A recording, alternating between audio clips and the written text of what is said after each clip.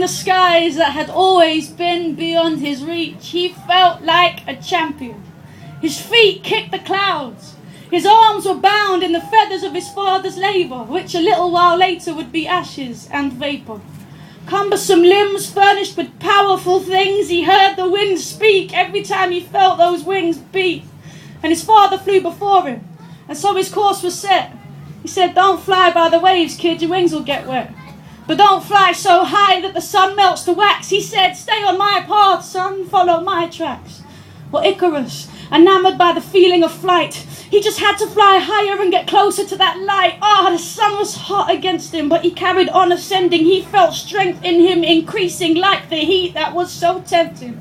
Beneath him was the world he left behind in search of better things. But to achieve that freedom, he had to sacrifice everything. I told him, "Icarus, come down from the sky, you're flying too high. Icarus, heed your father's word, this ain't your territory." No one even noticed as he splashed and hit the seabed, and I wonder what he saw before he fell, and if he needed our help, would he have asked for it? Probably he wouldn't. Probably he thought he was invincible. He weren't. In principle, he burned. He smouldered in those myths so that we who never flew before can learn from what he did. See, given the gift of flight, it was too easy to ignore the warnings of his father. How could he be truly responsible when really all he wants to do is soar above his station and become the sun's equal? But the sun can have no equal. Poor Icarus, that flicker in his eye, a distant picture in the sky about to catch the light he saw. Foolish young man, foolish young pride, silly man cub.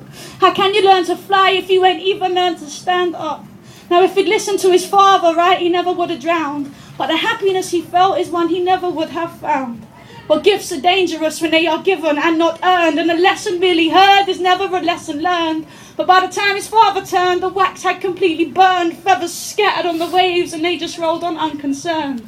But for that small moment before he fell into the sea, Icarus, the headstrong, had been completely free.